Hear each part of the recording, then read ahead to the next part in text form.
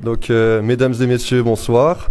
Merci d'être venus aussi nombreux à cette conférence, donc qui sera axée sur la problématique suivante: distribution du futur, quel commerce pour demain.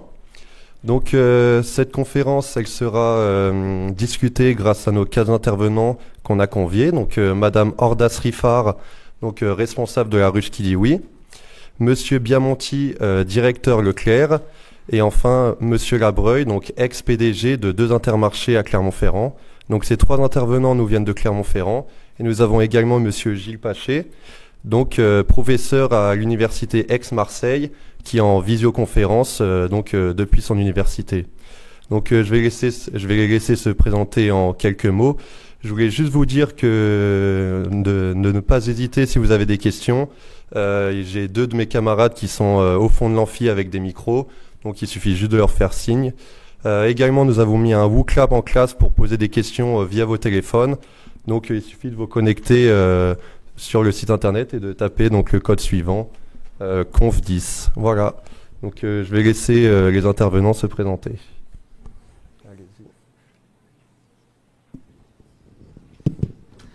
Bonjour à toutes et à tous. Jean-Jacques Biamonti. Merci de m'accueillir au sein de votre bel espace.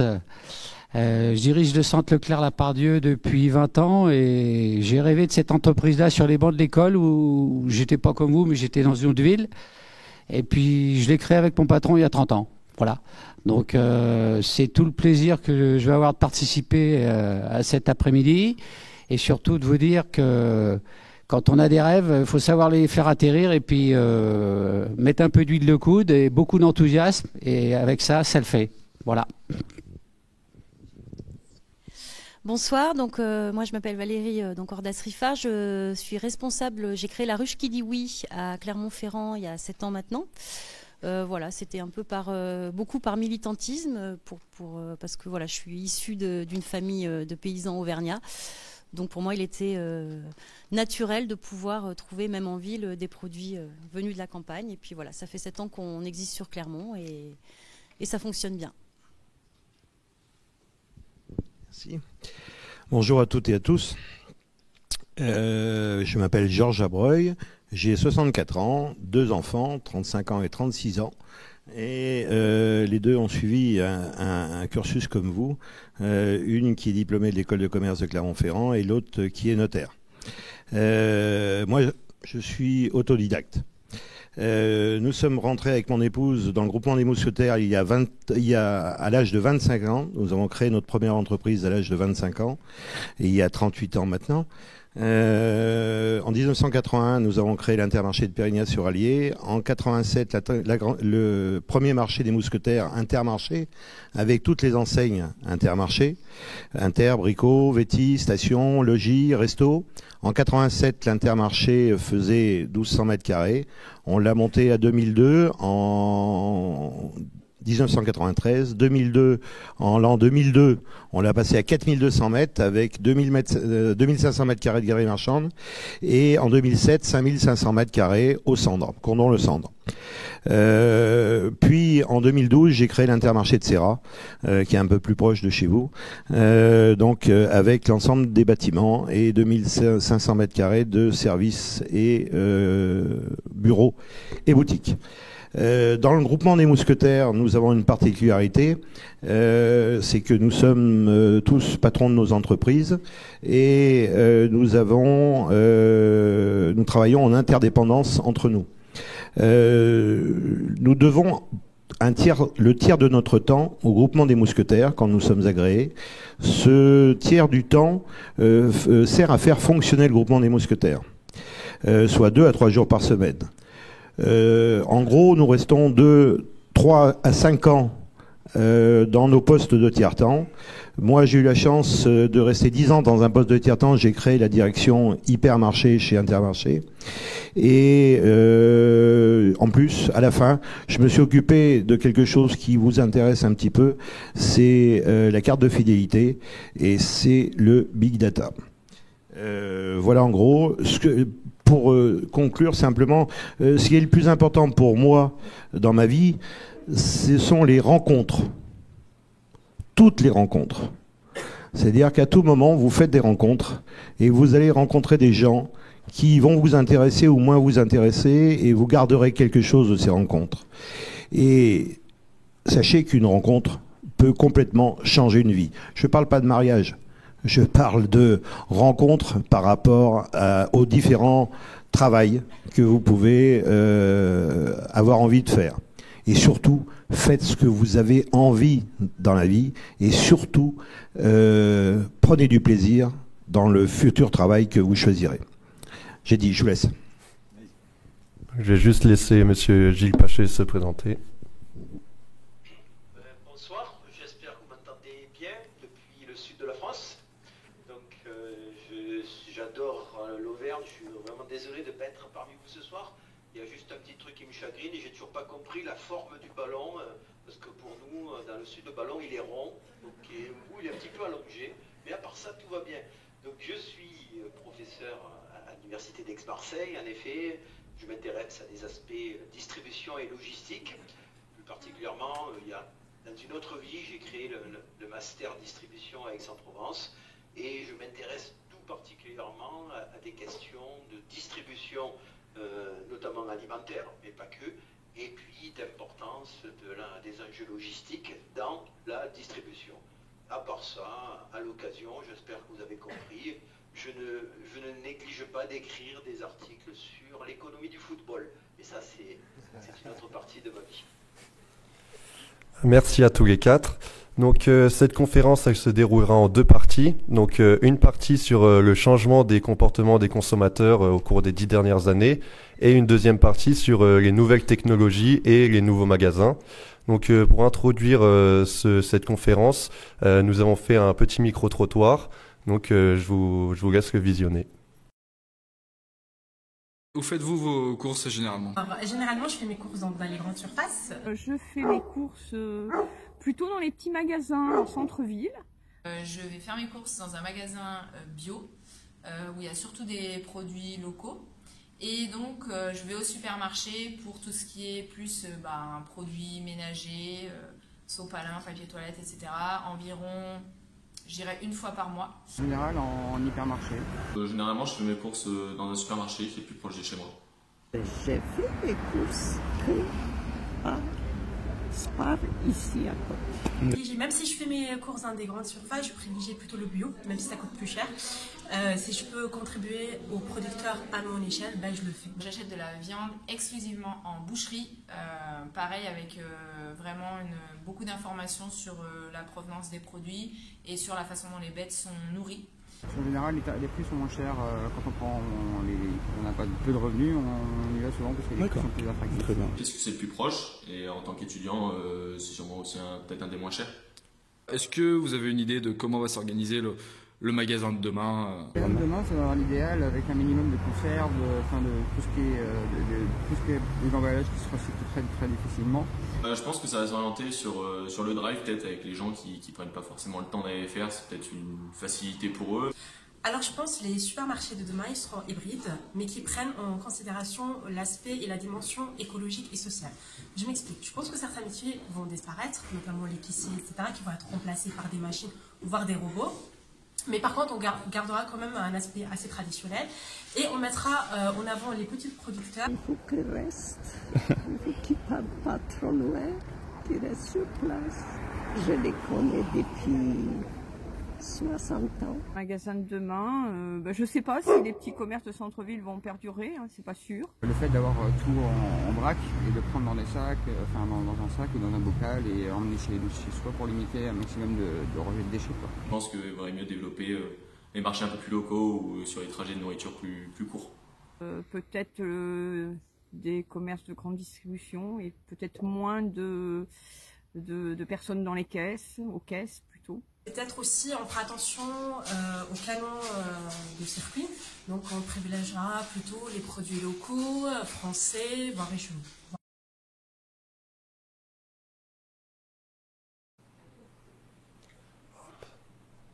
Merci. Donc, on peut voir sur ce micro-trottoir que les avis divergent sur la manière de faire les courses selon le profil. Et donc, je vais pouvoir demander aux intervenants donc de faire une petite analyse de ce micro-trottoir et de nous parler un petit peu des changements qu'ils ont pu observer chez le consommateur au cours des 10 dernières années sur l'habitude de leur achat et sur les produits qu'ils achètent de plus en plus ou ce qu'ils délaissent. À qui veut parler? On a un consommateur qui est de plus en plus pressé, de plus en plus à peur et de plus en plus impliqué. Donc pressé parce que le temps, c'est le luxe aujourd'hui, hein, et surtout il y a 30 ans, sur 5000 mètres carrés, nos clients mettaient 1h30 pour faire un caddie. Aujourd'hui, sur 2 fois plus de surface, ils mettent 40 minutes pour faire le même caddie. Donc à charge pour nous de nous adapter en termes de proportion, de perspective, d'implantation, de mise en avant et d'accueil. Voilà. Et surtout, il les a peur parce qu'il a de plus en plus d'offres via le web, via la distribution sélective, via la distribution de quartier. Et toute cette offre-là concourt à un panachage génial qui évite à tous les intervenants de s'endormir. Et enfin, il est de plus en plus engagé. Il veut aider et se rendre utile pour l'agriculteur en achetant des produits qui fassent sens, soit bio, soit des produits en lutte intégrée. Et puis il veut éviter d'acheter des t-shirts au Bangladesh qui ont été fabriqués par les enfants. Et ça, il le revendique haut et fort. C'est son mode d'appartenance. Hein.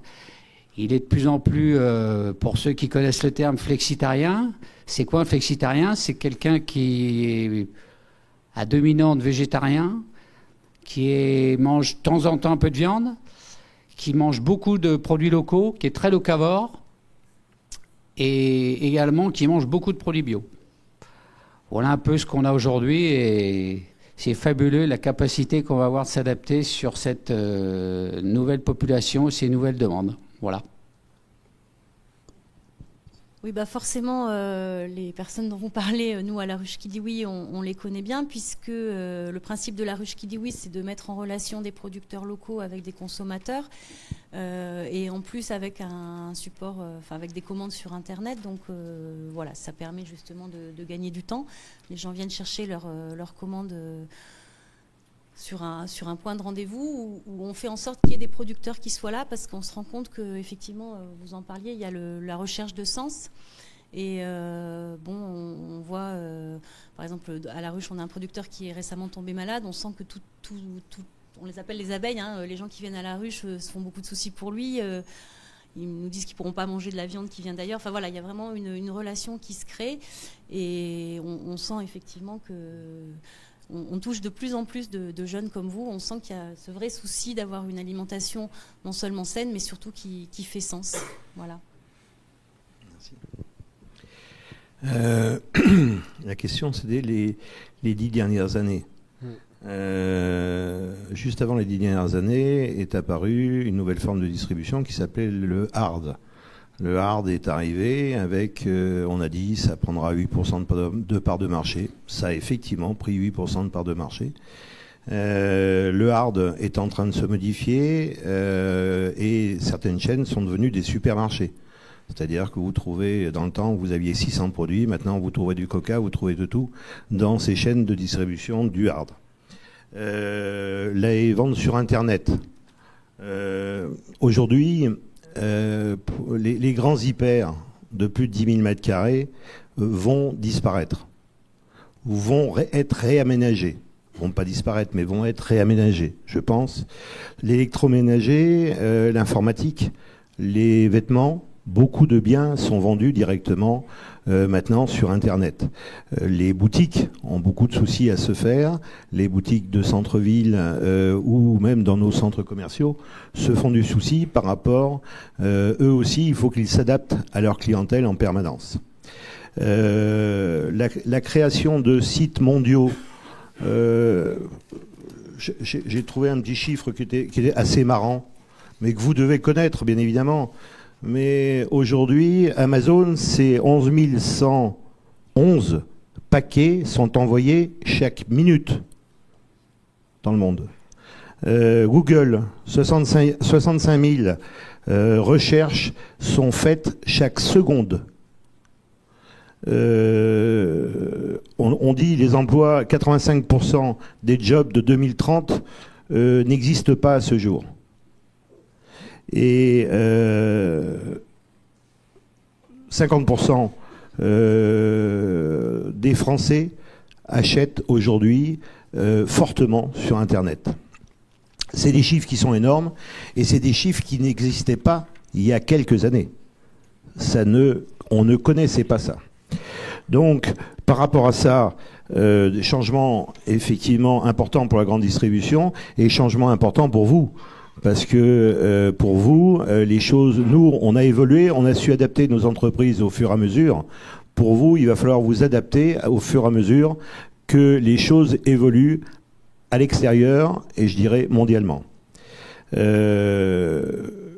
autre forme qui était importante, vous connaissez tous, qui connaît Yuka ici? Voilà, merci. Yuka, ça n'existait pas il y a de ça 3 ans. C'est apparu.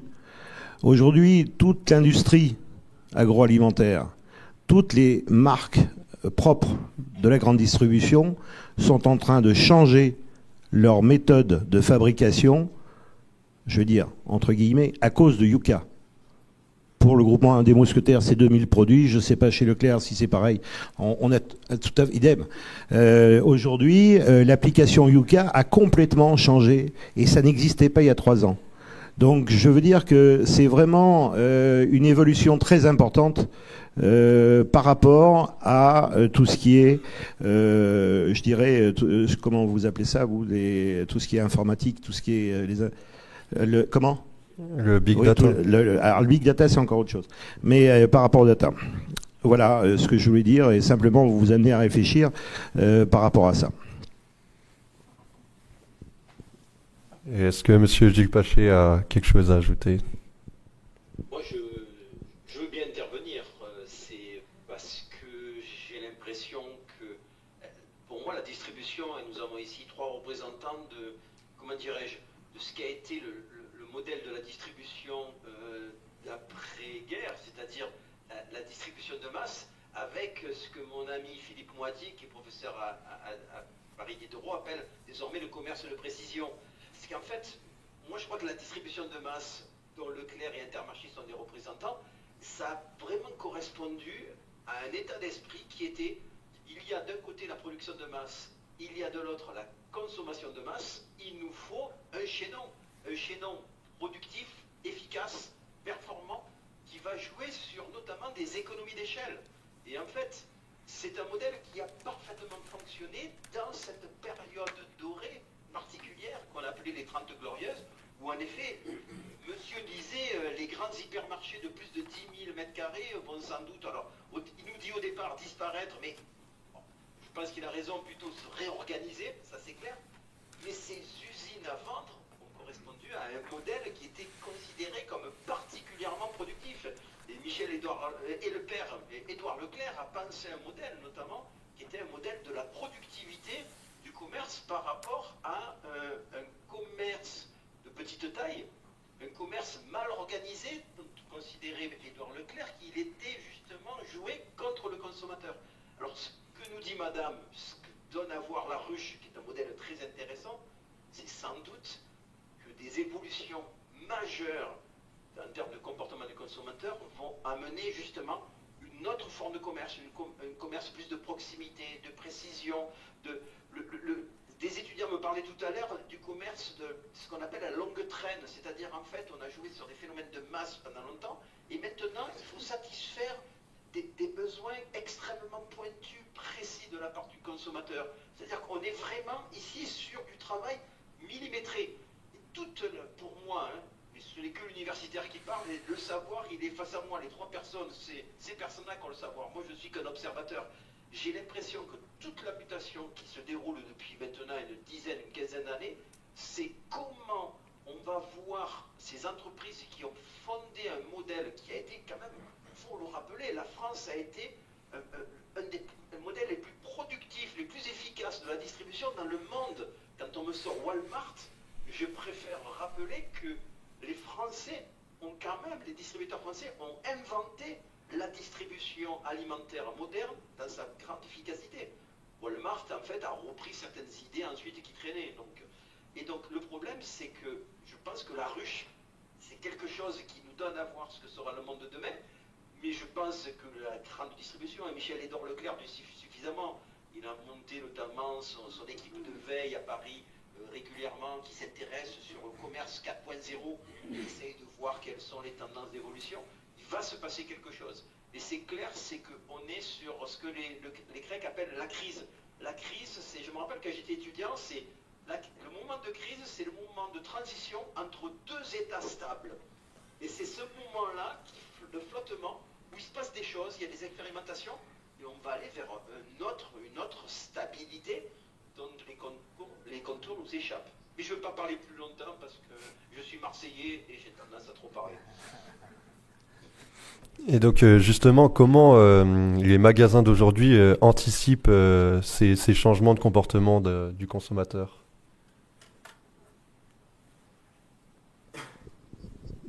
Déjà, en l'espace de 30 ans, même des 10 dernières années, on avait une vocation sur Clermont-Ferrand, on avait une vocation très alimentaire.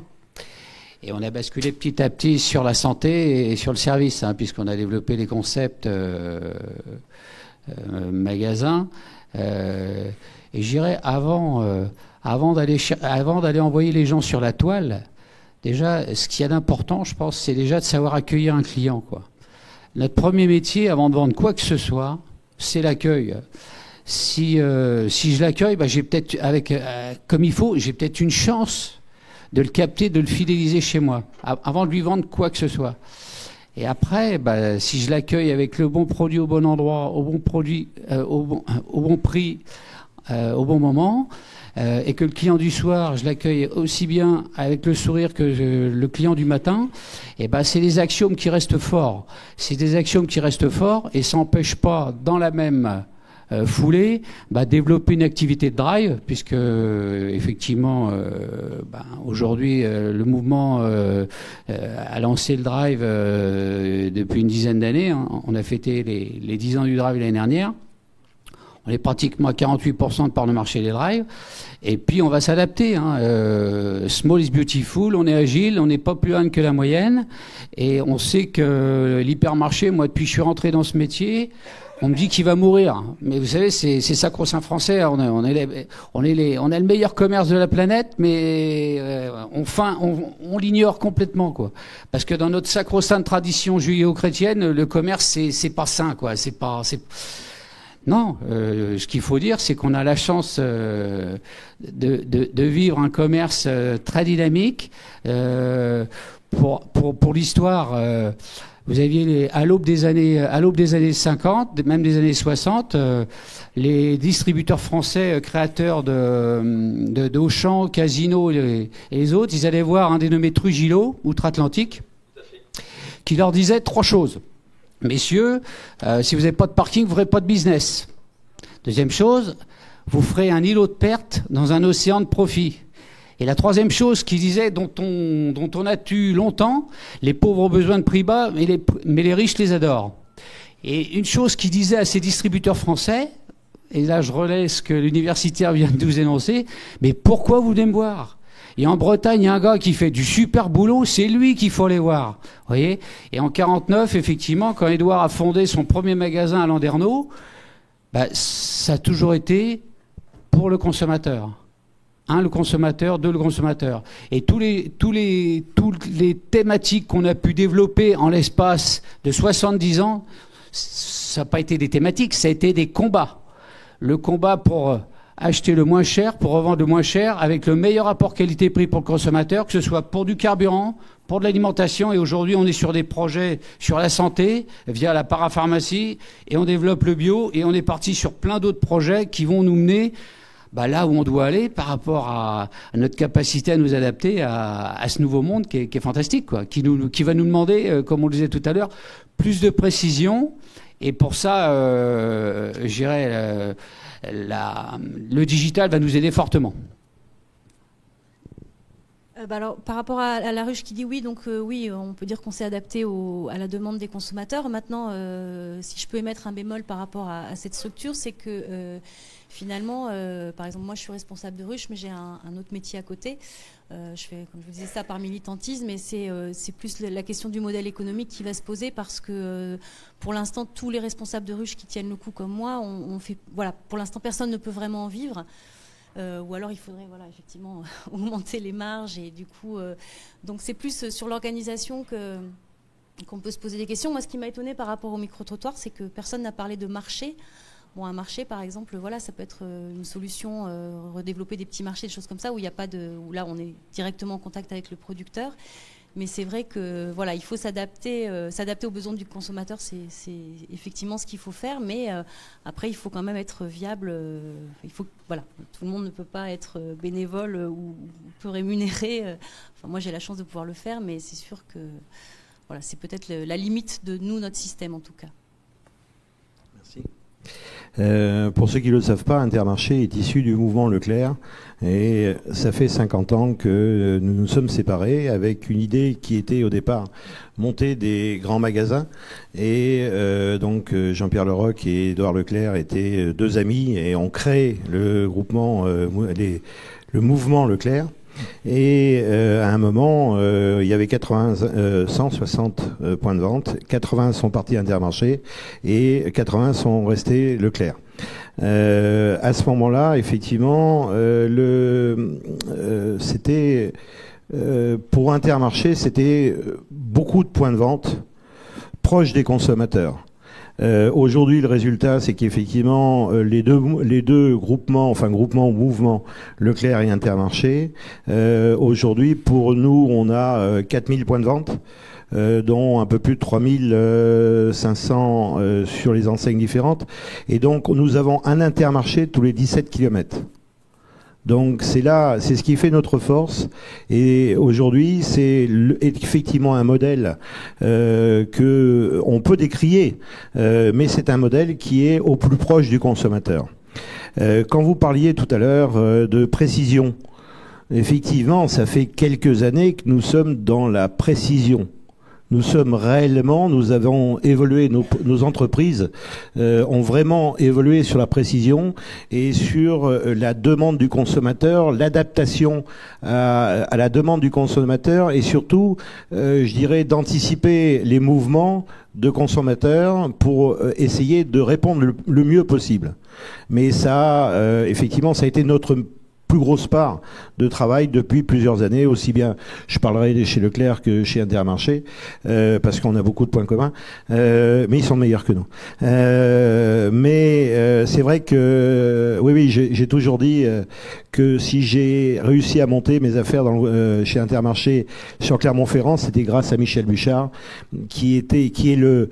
qui est longtemps, enfin je sais plus aujourd'hui, mais longtemps était le premier grand distributeur de chez Leclerc, et moi j'étais le premier grand distributeur de chez Intermarché, mais c'était beaucoup moins fort que chez Leclerc.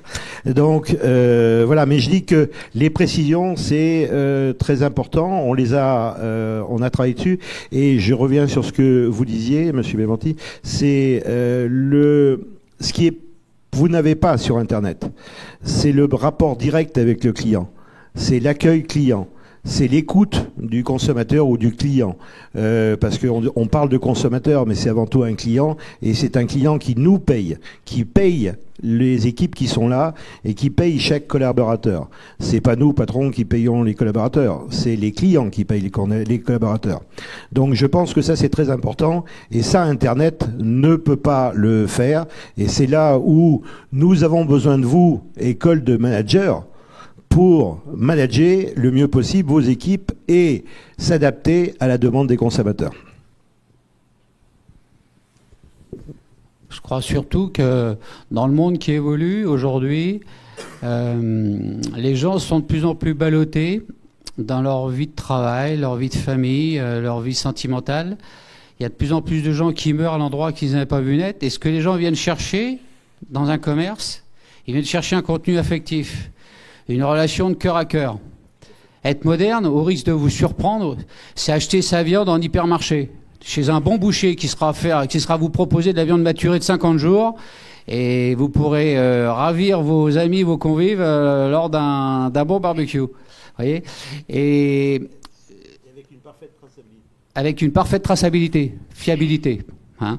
Et ça, nous, on l'oublie dans cette cacophonie qui finalement, les chiffres, on leur fait dire ce qu'on veut. Le premier repas des Français aujourd'hui, c'est le petit déjeuner, puisqu'il y a de plus en plus de restauration hors foyer, le midi et soir. Donc effectivement, on mange un peu moins de viande à la maison. C'est ce qui fait que la viande s'érode un peu dans les grandes surfaces. Par contre, sur la restauration hors foyer, sur 2019, la consommation de viande a monté de 5%. Hein, donc après, à charge pour la profession que ces 5% soient réellement de la viande qui ne soit pas totalement importée. Ça, c'est un autre débat. Hein. Mais là encore... nous, notre mission, effectivement, c'est de travailler avec des produits locaux. 40% de mes fruits et légumes, ils sont du coin. Et c'est ce que les clients viennent chercher chez moi. Ça fait 30 ans que je travaille avec plus de 200 fournisseurs locaux. La béchamel des bouchers à la reine, elle a un point commun avec la crème pâtissière des fonds de tarte. Elle est faite avec du lait de vache qui m'est livré tous les matins. Il n'y a pas besoin d'en mettre des placards, des affiches partout dans le magasin. Quand c'est bon, vous inquiétez pas, et que c'est un bon rapport qualité-prix, les gens reviennent chez vous sans que vous leur demandiez. Mais là encore, c'est ce qui s'appelle fabriquer un client fidèle. Et on fabrique un client fidèle avec un salarié fidèle, un encadrement fidèle et un patron fidèle. Et comme la fidélité de nos clients, c'est notre avenir, c'est pour ça qu'on travaille, boucler la boucle. Il faut que le projet que vous pouvez avoir au sein d'une entreprise, il puisse parfaitement s'intégrer au projet d'entreprise pour qu'on puisse arriver à un rapport gagnant-gagnant pour qu'ensemble, on puisse fidéliser des clients. Et c'est comme ça qu'on fait avancer la machine, parce que pendant ce temps-là, la marche du chèque fait que chacun amène sa pierre à l'édifice, sa matière grise est là, et on s'adapte à tous les nouveaux défis qui ne manquent pas d'arriver et de nous faire progresser.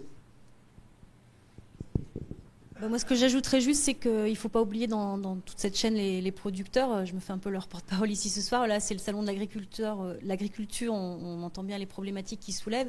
Et je crois qu'effectivement, changer les habitudes de consommation, ça passe aussi par réfléchir à l'agriculture qu'on veut. Et puis surtout permettre aux agriculteurs de vivre, parce que je crois que l'actualité cinématographique et l'actualité tout court nous montrent que c'est quand même une profession qui souffre énormément. Et qui a longtemps souffert justement de prix. Il n'y a pas si longtemps que ça, le porc était vendu à perte. Enfin, c'est des choses qui paraissent aberrantes, mais je parle sous votre contrôle, mais qui existent, quoi. Non, mais allez-y. C'est vrai, bien sûr. Il ne faut pas oublier quand même que la grande distribution, et pour les deux acteurs que je connais bien, nous avons signé depuis très longtemps des contrats avec les agriculteurs, avec les producteurs de lait, pour sécuriser un maximum ce genre de choses. Aujourd'hui, pratiquement, je dirais 100% des ventes de viande Intermarché sont faites par des contrats sécurisés. Donc ça a été aussi une évolution sur laquelle on s'est adapté. Aujourd'hui, quand on parle de marché de la viande qui est en baisse ou tout ça, ce sont surtout sur l'export. Et nous, on a sécurisé les prix au départ. Nous, ce qui est vendu avec des prix qui sont accordés, signés entre les éleveurs et nous. Donc c'est pareil pour Leclerc. Et c'est une démarche que nous on a eu depuis longtemps. Par contre, quand vous parlez de baisse de prix et tout ça, ce sont par rapport à des viandes qui sont exportées ou qui sont travaillées différemment. Faut le dire quand même, parce que la grande distribution, on dit toujours, c'est des salauds, pardon. Mais on a tous les mots. Dès qu'il y a un problème, c'est la grande distribution. Or non, depuis longtemps, on a signé des contrats et on fait les choses correctement. Après, les industriels, c'est autre chose. Les industriels, quand on est face à des industriels, on fait notre métier d'acheteur. Ça, c'est notre travail. C'est les industriels. Mais l'agriculture, tous les marchés, moi c'est pareil dans les points de vente, on a 200 entreprises locales que l'on suit. J'ai mon marchand de 5 hectares, et ça fait 30 ans que je lui achète du 5 hectares et que je vends ce 5 hectares-là dans mes points de vente. Donc, j'ai pas de souci là-dessus. Mais, enfin, faut pas mélanger entre autres toute la viande qui est vendue aux industriels par rapport à la grande distribution où aujourd'hui tout est tracé, tout est affiché. Vous pouvez demander le nom de l'éleveur d'un morceau de viande que vous avez dans un rayon. On vous donnera le nom de l'éleveur, on vous donnera l'adresse de l'éleveur, on vous donnera toutes les informations. Aujourd'hui, tout est tracé chez nous. Oui, ben on voit bien de toute façon que, par exemple, au travers, il y a plusieurs groupements, coopératives de lait qui ont créé leur marque de lait. Bon, et nous, à la Ruche Kidioui, c'est vrai qu'on se dit que, voilà, justement, d'avoir des consommateurs comme ça qui passent peut-être par d'autres circuits, ça a un poids forcément sur la grande distribution. Et le but, il est là, parce que finalement, bah, j'en reviens à eux, mais c'est les éleveurs et les producteurs qui en profitent. Il faut toujours travailler dans un rapport gagnant-gagnant, et travailler dans un rapport gagnant-gagnant, c'est travailler dans le long terme. On a trop vu, je dirais, il y a des entreprises dont on taira les noms, qui dépensent des millions, voire des milliards d'euros en actions commerciales, en tracts, en pub, pour essayer de récupérer des clients qu'elles perdent tous les jours. Mais en amont, elles ont la même démarche, c'est court-termiste. Alors que si vous développez une relation de long terme, ben, tout le monde se sent gagnant. Pendant longtemps, notre premier fournisseur, au risque de surprendre beaucoup, c'était pas Danone, c'était pas Coca, c'est pas Nestlé, c'est un agriculteur à qui on achetait 20 vaches par semaine pour les 2 magasins de Clermont-Ferrand, vous voyez. Et ce que la coopérative voulait pas lui donner, nous on lui donnait, et nous, ça nous permettait de revendre à un meilleur rapport qualité-prix. On tuait ses bêtes à l'abattoir, on prenait la charge d'abattage, et on avait le meilleur rapport qualité-prix pour les clients à l'époque. Effectivement, il a pris sa retraite, son fils n'a pas voulu reprendre, mais ça nous a pas empêché de continuer à avoir des démarches, alliances locales et de proximité sur ce marché-là. Voilà, je crois que c'est surtout tout est possible. Là encore, il y a une chose qu'il ne faut pas oublier. Je suis les liens que je tisse avec les autres. Plus tu t'ouvres aux autres, mieux tu te protèges. Donc il faut s'ouvrir. Tous les matins, quand vous vous levez, il faut faire du 180 degrés et s'ouvrir. Et c'est comme ça qu'on avance. On ne marche pas dans un stéréotype, dans un cliché.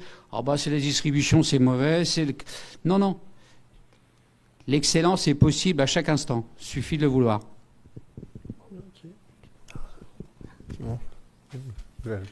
Merci à vous trois. Donc, comment ? C'était juste pour revenir sur vos propos et demander un petit peu une petite synthèse de Monsieur Paché, savoir ce qu'il en pense sur ces changements de comportement et de ce que va donner le commerce dans le futur. Alors, réaliser une synthèse n'est jamais simple. Lorsqu'il y a de très belles interventions comme cela, moi ce que j'ai retenu vraiment, c'est la place accordé aux consommateurs, aux clients, dans les discours que j'entends, qu'on parle pour simplifier, des 2 grands types de distribution qui sont face à moi. Et en fait, ça me fait penser à quelque chose. Ça me fait penser tout simplement à ce qu'on lit, ici et là sur les grandes penseurs du venir de la distribution, c'est de dire finalement, la distribution, la grande distribution, a pendant longtemps peut-être été, comment dirais-je, piégé dans ce qu'il y a un sociologue qui est très connu, qui s'appelle Max Weber, disait la cage de fer de la rationalité. C'est-à-dire qu'en fait la distribution doit être pensée, c'est ce que je disais tout à l'heure, dans une logique de rationalité, d'optimisation.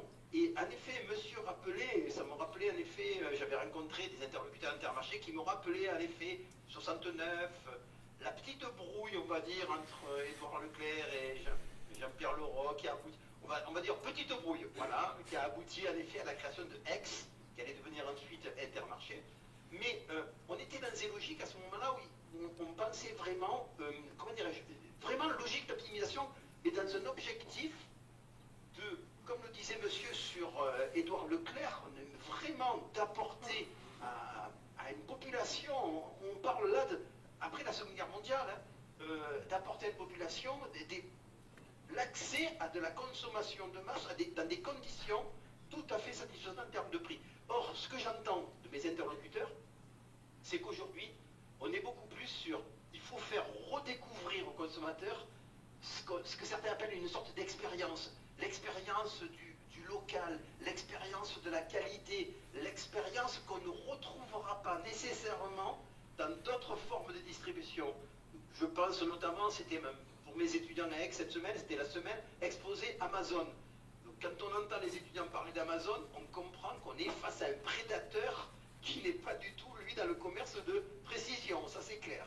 Et donc, je me dis que finalement, et c'est là où il y a des points de convergence avec madame qui représente la ruche qui dit oui, on s'aperçoit que finalement, le discours que j'entends, c'est il faut revenir à cette expérience mémorable que peut vivre le consommateur, ce plaisir qu'il peut avoir à redécouvrir, pourquoi pas, certaines valeurs, le retour au terroir, le retour à la qualité. Et je pense qu'il est, personnellement, je pense qu'il est stupide d'opposer différents types de distributeurs en fonction de leur statut.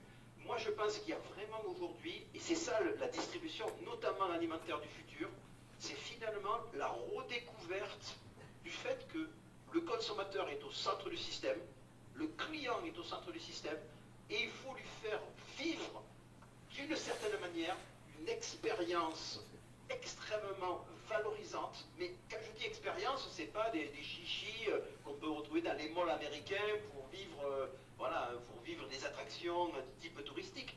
Je dis la redécouverte du plaisir de produits qui peuvent être des produits sains, des produits de terroir. Alors, c'est clair, il faut faire très attention. Hein.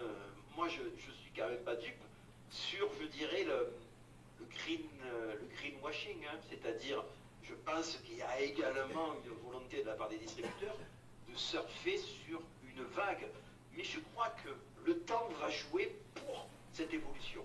Moi, je suis vraiment optimiste. Je pense que, et quand j'en vois mes jeunes étudiants qui ont 18-20 ans, dire finalement le commerce de proximité, ils sont fascinés par le commerce de proximité. L'hypermarché, je rejoins monsieur d'Intermarché, pour eux l'hypermarché c'était presque papier et mamie, quoi.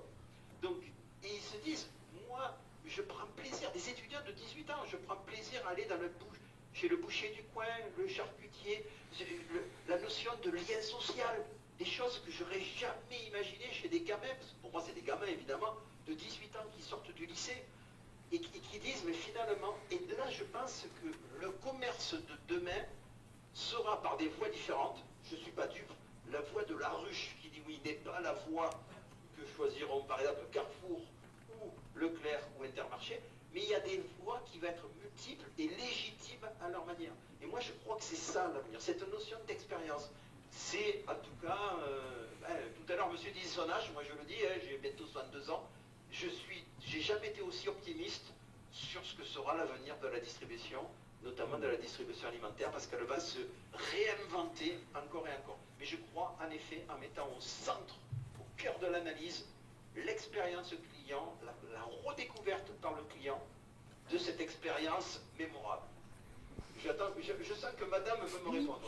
Oui, il y a l'expérience du consommateur, mais c'est vrai que nous, à la ruche, où on se veut quand même militant, on parle surtout du pouvoir du consommateur, on parle du consommateur, on a un slogan qui dit le pouvoir est dans l'assiette, et je pense qu'il y a un moment, peu importe effectivement que le consommateur s'adresse à nous ou à vous, ou peu importe, mais en tout cas qu'il ait cette exigence et qu'il ait cette demande de traçabilité, de garantie par rapport à l'éleveur, de mettre, on en parlait tout à l'heure, du sens dans leur alimentation. Et ça, je pense que c'est vraiment là que c'est presque politique en fait. Ça permet de faire changer vraiment les choses et justement ce que je trouve très positif, c'est que ça fait changer les choses sur les AMAP ou les associations comme nous, mais on sent bien effectivement que ça a un impact sur toute la chaîne de distribution en fait. Si je peux me permettre pour dire à madame, plusieurs étudiants, je rappelle, ce sont des étudiants qui sont en première année d'IUT, de 18 ans, qui m'ont dit, monsieur, pourquoi vous ne faites pas faire un exposé sur les AMAP? Les AMAP, c'est une révolution. Et l'année prochaine, j'ai dit, ça fait plusieurs fois qu'on me le dit, je pense que vous aurez droit à un groupe devra travailler sur les AMAP. Donc ça bouge énormément. Oui, je me permets de reprendre la parole. Vous dites surfer sur la vague. Oui, surfer sur la vague. On ne fait que répondre à la demande des consommateurs. Les consommateurs vont dans un sens, nous disent qu'ils ont envie de manger du bio, nous disent qu'ils veulent avoir une traçabilité sur la viande, nous disent tout un tas de choses. Automatiquement, on est là pour évoluer et répondre aux consommateurs. Donc surfer sur la vague, c'est un petit peu méchant, mais c'est notre métier. Non, mais je sais. Mais c'est notre métier. C'est notre métier d'aller dans le sens de ne pas rester bloqué sur quelque chose, mais de bien évoluer avec le consommateur et de suivre sa demande. La deuxième chose, c'était social. Moi, je vois le matin, et je pense que c'est pareil, les premiers clients qui sont là le matin à 8h30, ce sont des personnes âgées et qui viennent. Ils savent que ça ouvre à 8h30, mais ils vont attendre un quart d'heure. Mais c'est pas grave. Mais ils ont le contact avec l'hôtesse de caisse, ils ont le contact avec le boucher, ils ont le contact avec les personnes du magasin, et c'est toujours un petit mot, bien sûr, de part et d'autre. Et c'est ça aussi. Aujourd'hui, beaucoup de gens viennent dans la grande distribution parce qu'ils n'ont plus de liens sociaux avec tout un tas d'autres secteurs. Donc je pense c'est aussi notre ADN. Pour nous, c'est ça, quoi. Merci à vous quatre. Si vous avez quelque chose à... Non.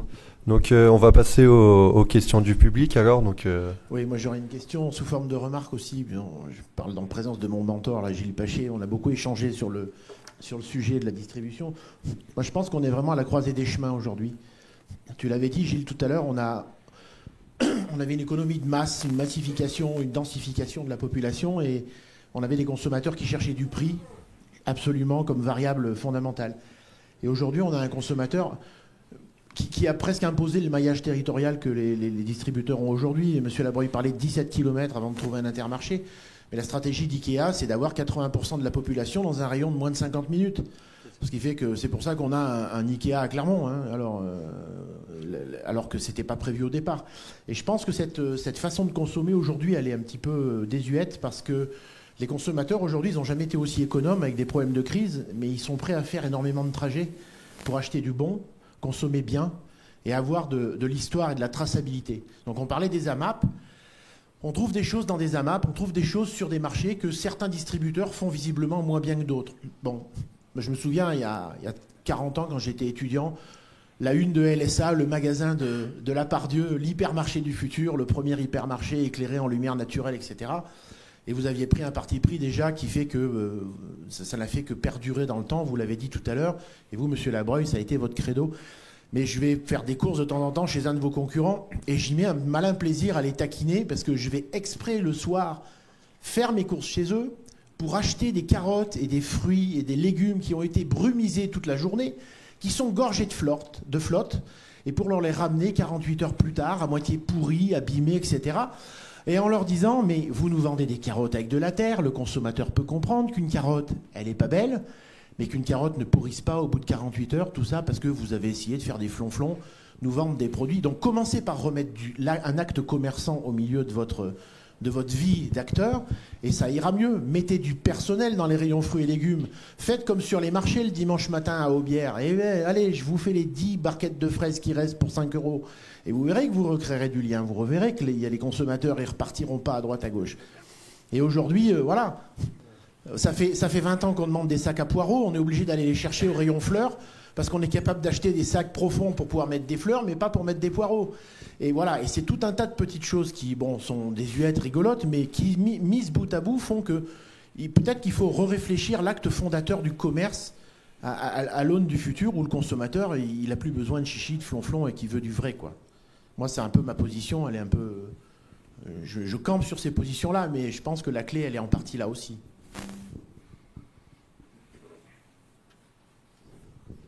La clé, effectivement, elle est dans le détail, elle est de mettre du monde. Elle est de mettre du monde.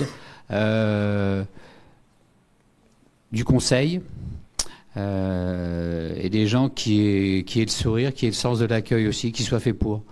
C'est comme ça qu'on arrive à capter de la clientèle et aller au-devant de ce qui nous attend demain. Effectivement, on va probablement, dans les mois qui viennent, commencer à prendre les contenants des clients. Hein, on nous le réclame, mais après, reste à voir comment on va le faire. Parce que on est dans des pays procéduriers. En cas de problème sanitaire, à qui la faute, hein, on sera toujours les premiers à être pendus, hein, puisqu'on est responsable de tout. Donc tous ces éléments-là, je crois que surtout c'est de mettre du conseil, de mettre du contact, de mettre du professionnalisme pour que un hypermarché, quel qu'il soit, ou un supermarché, ce soit pas anonyme. Ce soit pas uniquement une machine à vendre, parce que on se tire dans ce genre d'espace. Hein. Une machine à vendre où à 16h de l'après-midi, vous êtes en rupture sur 40% des produits que vous venez chercher sur votre liste, il est en danger de mort. Hein. La rupture, c'est phénoménal, la rupture. Une fois sur deux, le produit que vous n'irez pas trouver dans un magasin, quel qu'il soit, de quelque taille que ce soit, vous irez le chercher ailleurs. Et le taux moyen de rupture, toute enseigne confondue, tout format de magasin confondu, de la distribution française, est de 8% sur Nielsen. Et quand j'ai 1% de rupture, toujours source Nielsen, j'ai 3% de perte de chiffre d'affaires. Ce qui veut dire, si vous avez fait votre petite règle de 3, ça veut dire que tous les jours, la distribution française a les moyens de perdre 8 que multiplie 3, 24% de chiffre d'affaires. Alors vous voyez, ça c'est un chiffre qui me colle depuis des années. J'y croyais pas. Puis quand on a agrandi le magasin, il y a des rayons qu'on allait tomber le soir pour les réimplanter. On remplissait pas à fond. Et puis, on remplissait juste les produits qui viendraient à manquer, et puis on ravançait les autres. Et le lendemain, on allait sur ce qu'on appelle un ordinateur, là. Ça balayera jamais sous les gondoles et ça donnera jamais le sourire aux gens avec qui vous bossez. Hein.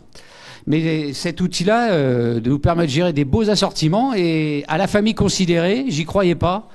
J'avais ravancé mes produits, mon rayon était pas plein, et j'avais fait moins 20% de chiffre d'affaires. Et tout ça, c'est ce qui fait que quand on se donne les moyens d'avoir un magasin plein, propre, accueillant, c'est des fondamentaux qui font revenir les clients, qui les assoient dans une dynamique, dans une expérience client fiable et pérenne. Après, libre à chacun de faire ce qu'il peut par rapport à ses ressources, mais le stock zéro, fin de mois, qu'on nous réclame, effectivement, il est prédateur pour le panier du client, faut jamais l'oublier. Hein. La gestion tue le commerce, hein, parce que gérer n'est pas entreprendre. Nous sommes des commerçants, on est des chefs d'entreprise, et à force de gérer, effectivement, le système, il a été au bout.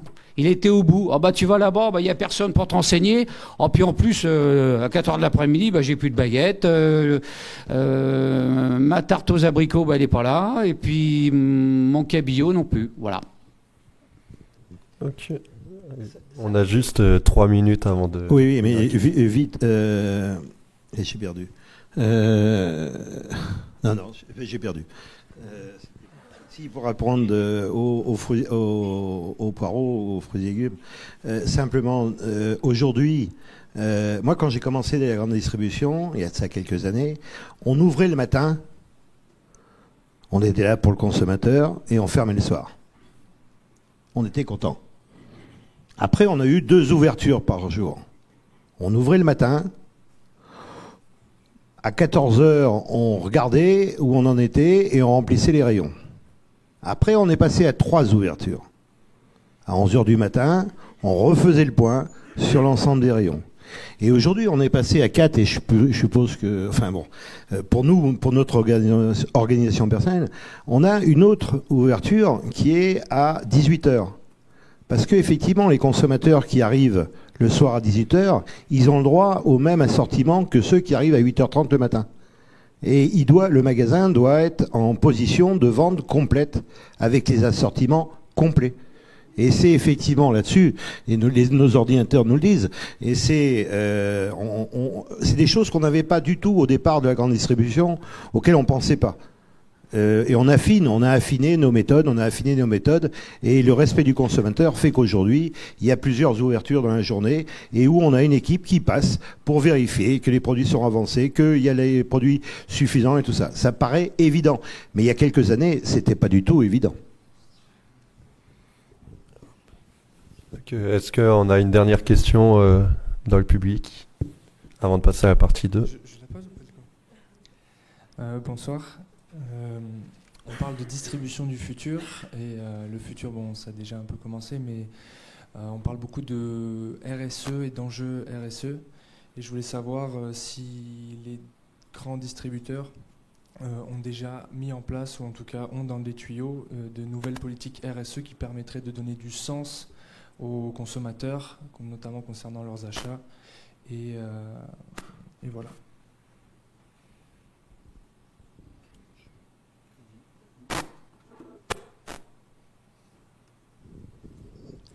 Bah, la RSE, c'est pas d'aujourd'hui, vous savez. Hein.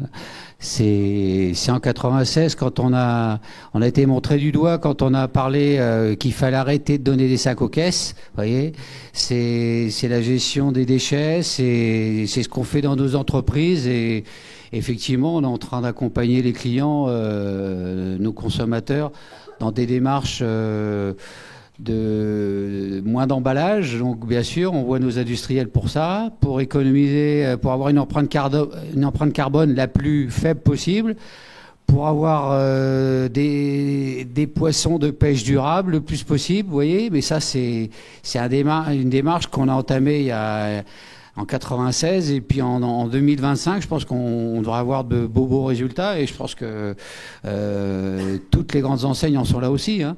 Parce que y a cette demande sociétale qui fait que les gens veulent plus de sens. Hein. Ils veulent manger mieux, vivre plus longtemps, mais sans que ça leur coûte plus cher. Hein. Si ça peut leur coûter moins cher, ça va être un bon coup de main, surtout vous, je pense. Hein. Parce qu'il y a toujours un bon coup à prendre. Hein. Donc voilà. Merci à vous. Donc on va passer sur la deuxième partie de la conférence.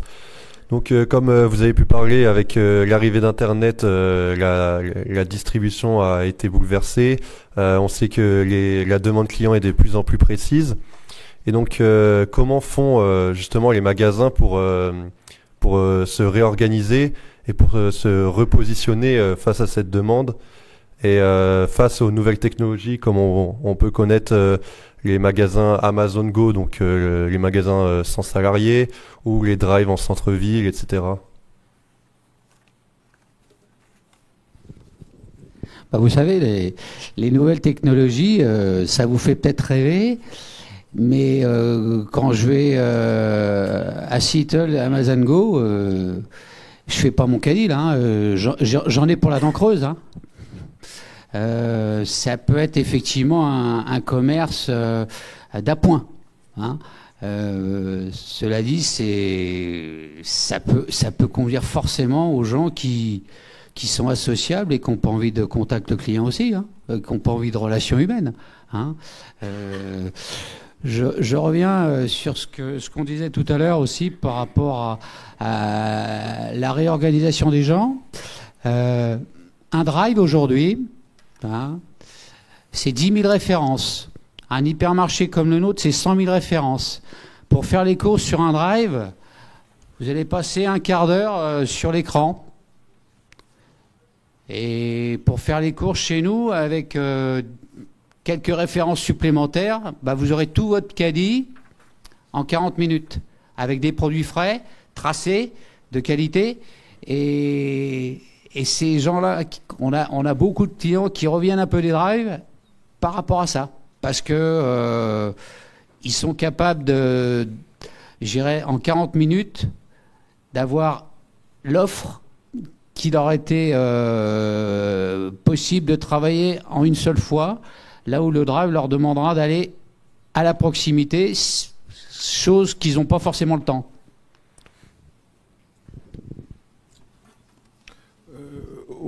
enfin, pardon. Les drives, oui, vous parlez de drive piétons. Vous parlez de magasins sans salariés. Vous parlez d'Amazon Go.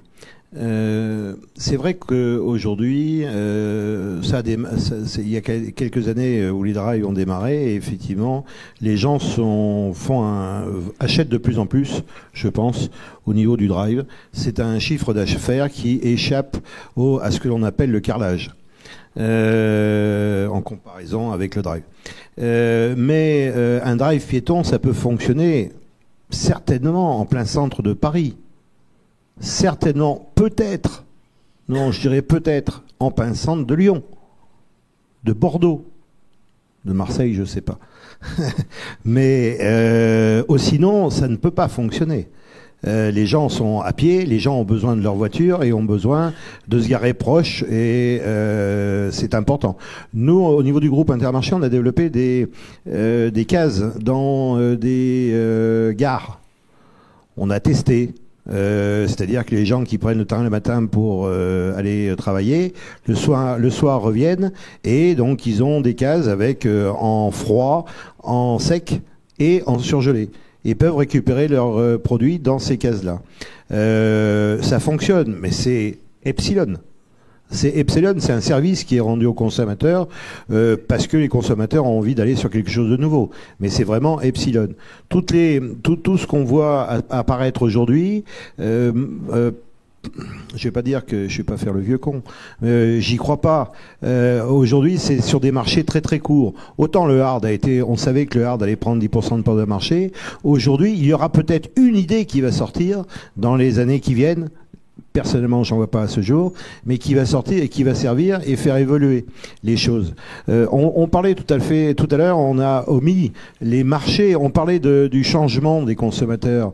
Mais il faut pas oublier que dans le temps, il y avait des marchés, que les producteurs, les producteurs et les éleveurs fabriquaient des produits, ils venaient eux-mêmes les vendre sur le marché, où des gens achetaient leurs produits et allaient les vendre sur les marchés. Aujourd'hui, le métier que font un certain nombre de paysans et donc d'agriculteurs, de produire d'élever leurs vaches, de tuer leurs vaches, de produire leurs fruits et légumes, de vendre les fruits et légumes eux-mêmes, c'était fait déjà dans le temps. C'est pas une révolution. Sauf que dans le temps, il n'y avait pas le côté bio. Il n'y avait pas le côté ça vient du producteur, directement au consommateur. Ça n'existait pas. On disait, on achète ça au marché, on connaît bien le paysan, on connaît bien ceci, cela. Mais on connaissait pas, il n'y avait pas cette partie-là. Et je pense que l'évolution se fait petit à petit, et on change de mot peut-être pour ça, mais ça se produisait avant déjà depuis un certain temps. Et après, par rapport notre clientèle est très attachée à la carte bleue. Les chèques représentent pratiquement plus rien, plus le liquide, pratiquement plus rien. Donc, cambrioleur chez nous, ça fait pas fortune. Ce que je veux dire, c'est que tous ces marchés-là sont des marchés qui sont payés en liquide, très souvent. Donc c'est autre chose, mais ça a toujours existé. Voilà ce que je me permettais de dire. Dans les adaptations qu'il faut peut-être prendre en compte et qui, à mon avis, sont vous répondez pas à cette demande, c'est qu'il y a aussi de plus en plus de gens, enfin à mon sens, et notamment vous les jeunes, qui n'avaient pas de voiture et qui ne veulent plus se déplacer en voiture. Et par exemple, pour aller au Leclerc, il faut une voiture. Pour aller faire un drive, il faut une voiture. Et c'est vrai que je pense que ça, c'est vraiment quelque chose à prendre en compte. Et moi, je le vois à la ruche, il y a beaucoup de gens maintenant qui font tout en vélo. Bon, alors clairement, c'est pas forcément la ville où on fait le plus de vélo, mais c'est vrai que dans le fait d'amener les producteurs en ville, c'est aussi pour ces gens qui n'ont pas forcément la capacité ou l'envie de se déplacer et d'aller loin et de prendre leur voiture. Et je crois vraiment qu'il y a de plus en plus de gens qui ne circulent plus en voiture. Si M. Bachet veut ajouter quelque chose. Bon. J'ai écouté les intervenants avec beaucoup d'attention. Ça renvoie vraiment à la question de la place de la technologie et l'usage, je dirais, modéré de la technologie. Monsieur, alors excusez-moi, j'ai oublié votre nom, qui représente Intermarché. Georges. Georges, nous a dit tout à l'heure quelque chose qui me paraissait capital, qui m'a rappelé mes défunts parents retraités bien âgés qui allaient en effet faire des courses exactement au moment où ils étaient sûrs de rencontrer le maximum de personnes de leur relationnel de la petite ville où ils habitaient. Et donc, je m'aperçois, je me rappelle, je leur disais plusieurs fois, moi prof de distribution, mais comment vous optimisez pas votre temps en profitant d'espaces complètement déserts dans votre supermarché favori ou hypermarché favori? Non, surtout pas, parce que c'est la seule manière de rencontrer pour avoir des nouvelles de la petite fille qui devient, c'est d'aller faire des courses au moment où nous rencontrerons nos amis. Et donc, je m'aperçois qu'en fait, la technologie ne pourra jamais, pour moi, jamais être un substitut à cette dimension sociale. Et ce qui me rassure, c'est que mon propre fils qui a 30 ans, dont on pourrait dire la nouvelle génération, mais il m'a dit, mais qui justement n'aime pas prendre la voiture. Il a une voiture, mais pour les courses, il dit, mais moi, j'ai pris plaisir maintenant à fréquenter le petit magasin de mon quartier où je m'arrête tous les soirs pour 2-3 petites courses uniquement pour taper la discute à Marseille. Bon, c'est un Marseillais, il aime bien parler lui aussi. Et donc, il me disait, j'ai dit, mais c'est du lien social. Il m'a dit, appelle ça comme tu veux. Moi, ce qui est important, c'est que j'ai pas envie d'aller faire une fois par mois, ou tous les 15 jours avec ma femme, les courses dans un hypermarché. Ça ne m'intéresse pas. Je préfère m'arrêter, discuter. J'en profite pour ensuite aller boire un petit café à côté, parce qu'il y a le petit troquet d'à côté. Et je me dis que cette dimension-là, tout comme j'ai travaillé avec un collègue sur la notion de cueillette, avec ces histoires-là d'AMAP qui font participer des individus à des activités ludiques de cueillette avec leurs enfants. Donc ça veut dire que là, il y a quelque chose qui fait que moi, excusez-moi, mais Amazon Go, ça m'intéresse, mais ça me fait vraiment sourire. C'est-à-dire, c'est une conception de bobo, passez-moi l'expression. C'est-à-dire, là, je vous dis, cette semaine, mes étudiants, c'était le modèle Amazon, ils devaient travailler sur, voilà, exposer. Ils ont tous évidemment parlé d'Amazon. Et je voyais ces images d'Amazon, mais ça ne me fait rêver du tout. J'ai l'impression que ce sont des asociaux, excusez-moi d'être aussi brutal, qui fréquentent ce type de point de vente. Et c'est vrai que, c'est ce que je disais tout à l'heure, l'avenir pour moi de la distribution, ça sera savoir cultiver, relancer, redynamiser ce lien social. Je ne vous dis pas que c'est facile, mais je pense que ça va se jouer là. C'est effectivement, je partage à 200% ce que vous dites, puisque il y a un livre qui vient de sortir récemment d'un sociologue qui s'appelle Vincent Chabot, qui fait l'éloge du magasin, où il dit texto ce que vous êtes en train de nous dire. À la base, c'est de plus en plus vérifié. Les gens viennent au magasin pour le lien social, pour l'appartenance à un groupe auquel ils peuvent se revendiquer. Et j'avais lu une étude il y a quelques années. Dans 50 ans, il restera encore au moins la moitié du parc de magasins d'aujourd'hui. Donc la technologie a de beaux jours devant elle, mais les magasins ont encore de beaux jours devant eux s'ils savent rester proches de leurs clients en leur proposant des produits et des services qui fassent sens.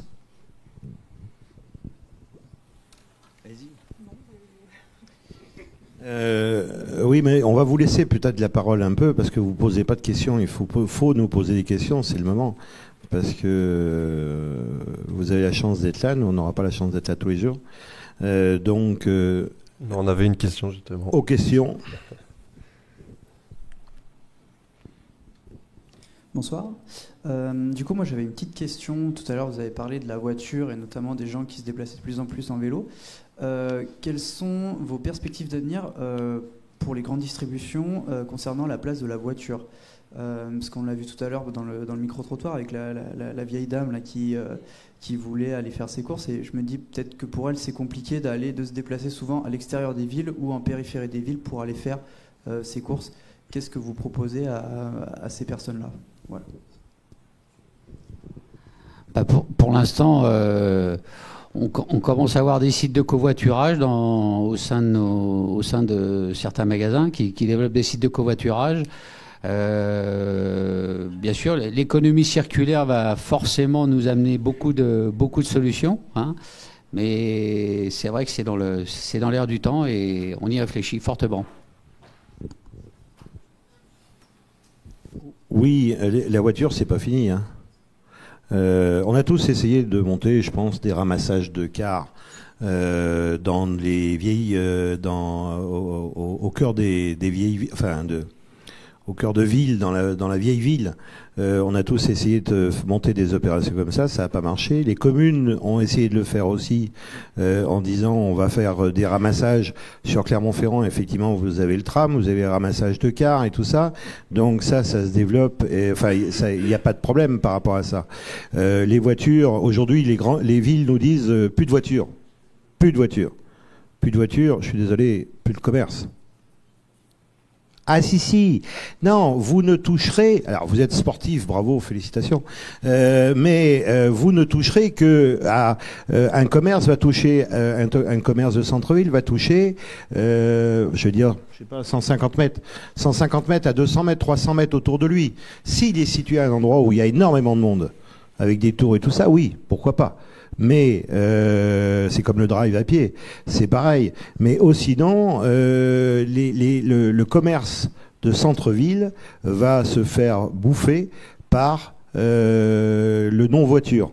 Vous avez à Bordeaux, vous avez une très belle avenue qui est passée piéton. Là, oui, il y a du sens, il y a du monde qui vient. Il y a du monde qui se déplace de loin, mais il faut qu'ils gardent leur voiture pour aller, donc il faut des parkings aménagés par les communes. Il y a tout un système. Et le système, aujourd'hui, n'a pas encore fait complètement sa révolution. Alors, il y a des grandes idées. Certes, ça coûte beaucoup d'argent. Il faut le temps. Et peut-être que dans 10 ans, ça sera là. Peut-être. Mais aujourd'hui, la voiture n'est pas finie. Enfin, pour moi, personnellement, je ne sais pas ce que vous pouvez en penser, notre expert, mais on a encore du temps pour la voiture. Et je vous parle pas, parce que je vous parle pas de la voiture électrique, parce que excusez-moi, comme connerie, il n'y a pas mieux. Jusqu'à preuve du contraire, la voiture électrique, ça coûte, l'électricité coûte plus que nos nouvelles voitures gasoil. Enfin, comment dirais-je, sont plus polluants. Enfin, voilà, l'électricité, la fabrication d'électricité est plus polluant que nos nouvelles voitures de gasoil qui sont sorties et qui sortent à l'heure actuelle. La preuve est sur le papier, c'est sûr. Si, D'autres questions ? Oui, si quelqu'un a une autre question dans le public. Non. Ou c'est là. Si. Attends. Okay. Bonsoir. Pour les grandes surfaces, pensez-vous pas que le bio, c'est pas un peu du greenwashing? Vous n'avez pas compris. Bah, c'est les raccourcis qu'on entend régulièrement, mais je vous rassure, c'est pas uniquement une histoire de vague, c'est une histoire de demande et avec laquelle on sait travailler, on sait sourcer et on sait prendre effectivement les 20% de progression qu'il y a. Mais on va se développer plus loin que ça puisque on commence à développer des magasins qui ne sont pas dans l'hypermarché, sélectifs, au sein desquels on est capable de vendre des produits bio sélectifs. Hein. Donc il y aura une partie accessible en termes de prix à une clientèle qui veut se lancer dans le bio et qui s'y met progressivement. Et puis après, vous avez une autre clientèle puriste du bio qui, elle, va plus dans le sélectif. Et ça, on saura la capter. Voilà. Parce que j'ai vu que pas mal de produits bio qui viennent dans les hypermarchés viennent par exemple d'Hongrie. Est-ce que c'est bio, ça, d'avoir un fort impact carbone comme ça? Oui, c'est pour l'instant, si vous voulez. Non, mais c'est facile. Aujourd'hui, les filières ne sont pas en place. J'ai une cliente qui m'a appelé il y a 2 ans. Moi, je voudrais que des produits bio et locaux. Alors, j'ai dit, ma bonne dame, vos arrière petits-enfants n'auront pas tout bio et pas tout local. Hein, surtout quand on veut aussi des goûts éclectiques, on veut quand même manger de l'ananas ou de la banane. Hein. Je crois surtout que les filières se mettent en place. Ma carotte bio vient d'Espagne, l'année prochaine elle viendra de Champagne, vous voyez. Et je serais ravi de pouvoir la commercialiser parce qu'effectivement j'ai un peu mal au ventre quand je vois sur mes bio-villages, je vois que ça vient d'Espagne.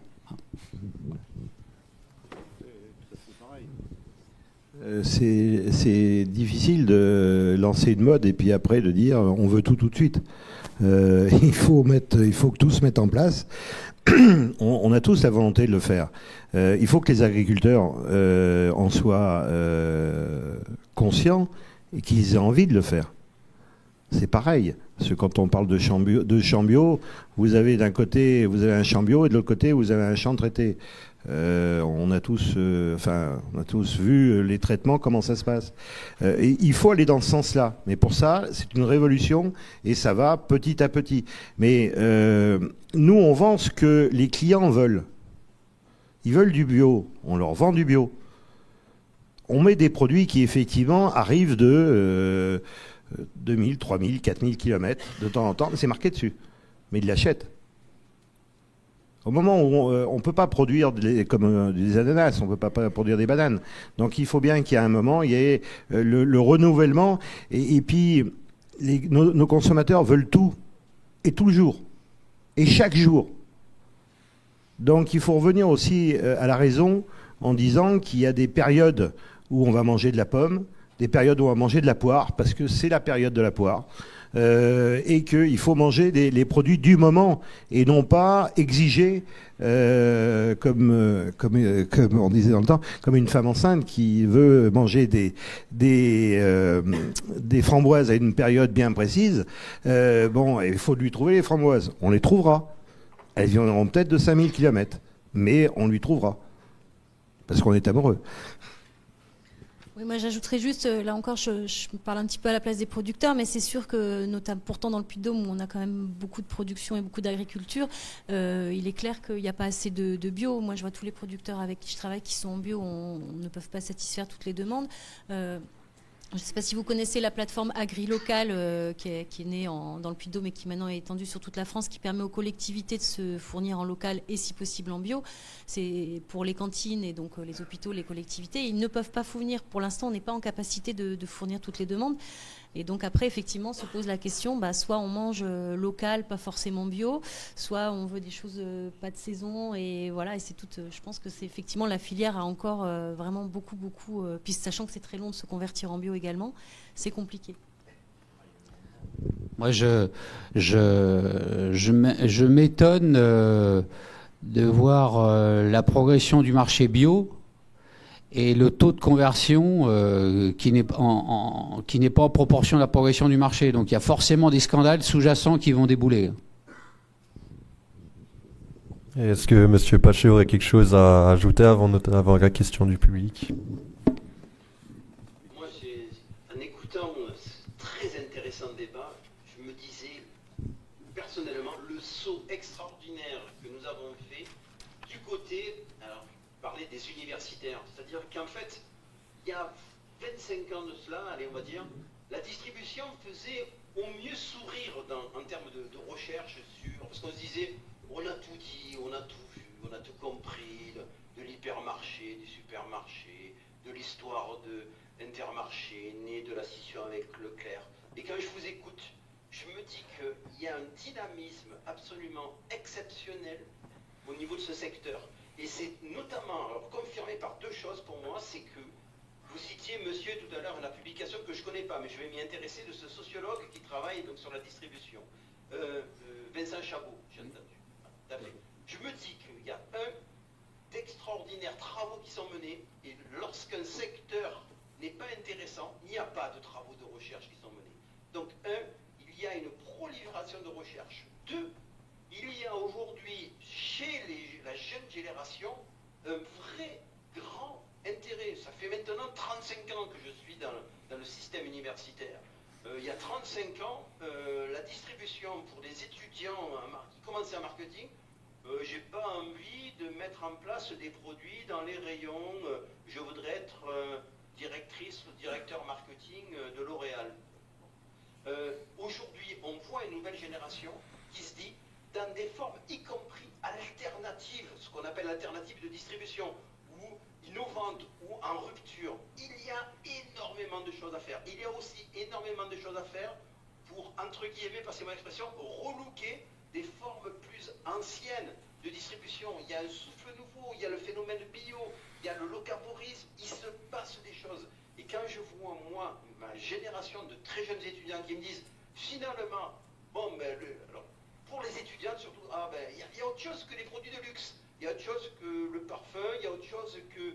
il y a quelque chose qui se passe dans la distribution. Et moi, je trouve que, en vous écoutant, je suis vraiment convaincu que ça bouge énormément. Dans les thématiques, il y avait les circuits courts. Les circuits courts, c'est incroyable comment la jeune génération, qui sont là en train de nous écouter, dans l'amphi, j'imagine, sont vraiment passionnés par ces mutations-là. Et je me dis, c'est pas une, vous voyez, c'est pas une synthèse, mais c'est beaucoup plus un cri du cœur. C'est-à-dire, vraiment, je me dis que les meilleures années de la distribution sont devant. C'est ça qui est extraordinaire. C'est ce que je veux croire en moi.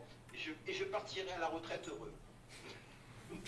Donc, juste avant que vous partiez, par souci logistique, la fermeture de l'université,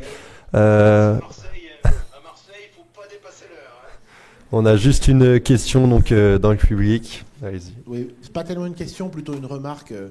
Pour rebondir un petit peu sur ce que vous avez dit, je pense qu'il ne faut pas opposer ces formes de commerce pour le futur. Elles sont, à mon avis, parfaitement complémentaires, mais sur des modèles à réinventer. Et cette complémentarité, on est en train de la réfléchir aujourd'hui.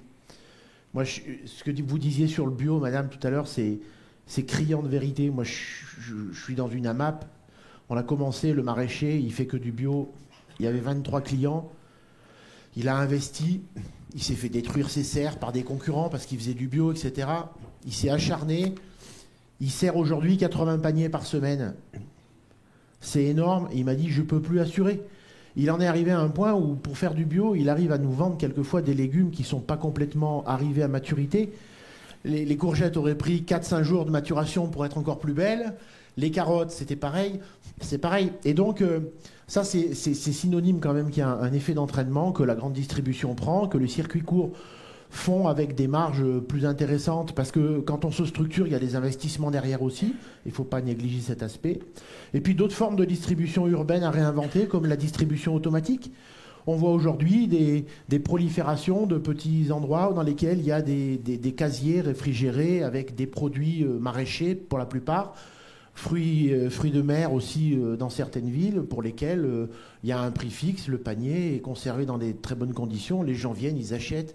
Il y a une amplitude d'ouverture extraordinaire, une appétence avec ces produits qui est forte. Et c'est sur ces circuits courts alternatifs qui vont à la rencontre du citadin quand celui-ci ne peut pas se déplacer. Donc il y a aussi des lueurs d'espoir en matière de distribution qui sont quand même très fortes, à mon avis.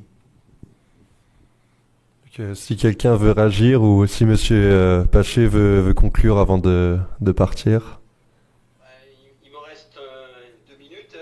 Je vois l'heure affichée devant moi. Avant que je prenne le risque de dormir dans mon IUT, vous ne me le souhaitez pas, j'imagine.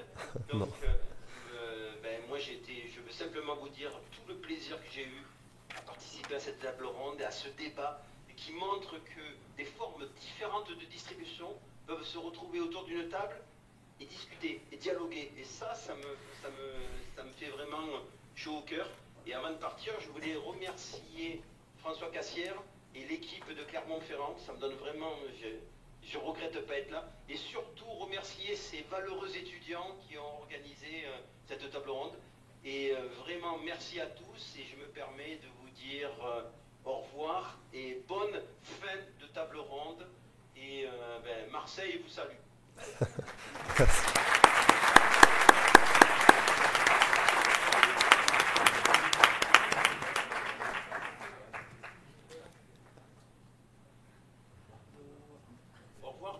Au revoir. Donc, est-ce qu'il y aurait encore des questions dans le public avant de conclure ce débat?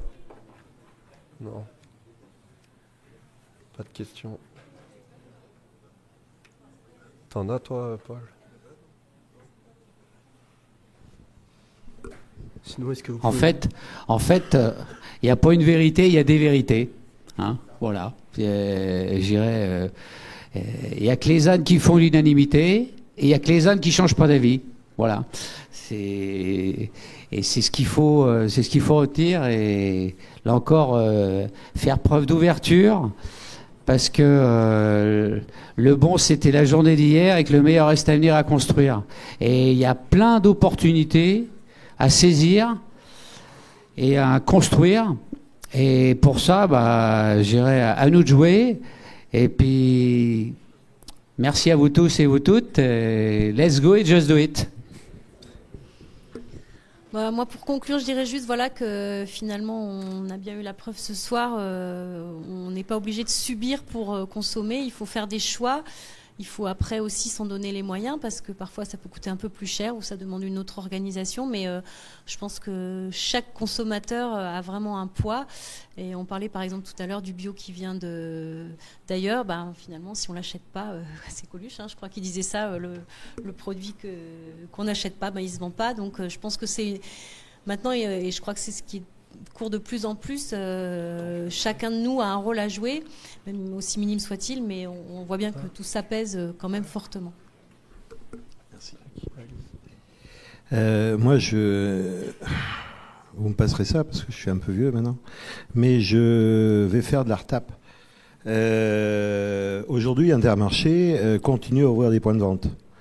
20% du parc Intermarché est modifié et rénové chaque année.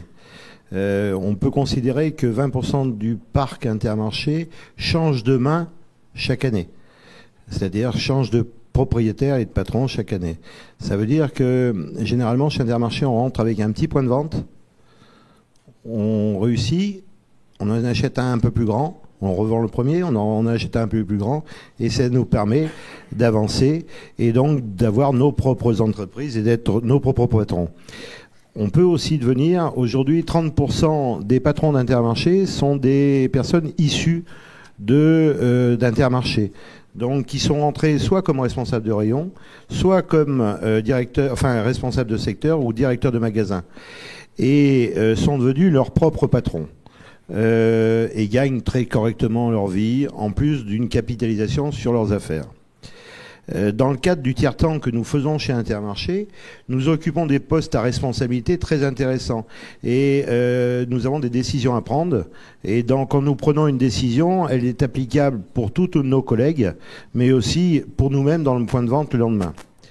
Voilà en gros ce que je voulais vous dire. Donc pour vous qui êtes jeunes et qui avez envie d'évoluer, et je suis persuadé que vous allez réussir parce que vous allez vous en donner les moyens, surtout. N'attendez surtout pas que les autres le fassent pour vous. Et donc voilà, par rapport au groupement des mousquetaires. Si vous avez envie de me joindre, alors moi j'ai plus d'activité, vous pouvez les joindre, moi j'ai plus d'activité. Vous tapez simplement sur Internet Fondation Trait d'Union Auvergne. Vous tapez Fondation Trait d'Union Auvergne. C'est une fondation que j'ai créée après avoir vendu mes affaires et pour développer l'Auvergne avec deux parties, une partie sur la télémédecine et une partie sur le handicap.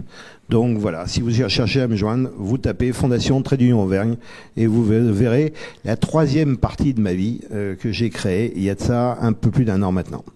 Merci à vous.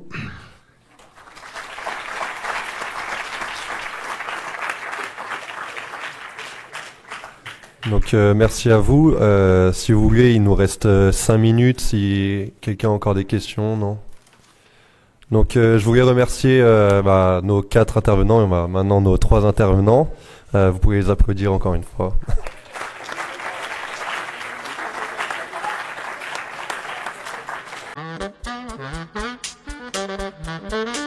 Oui, j'ai trouvé la conférence très intéressante.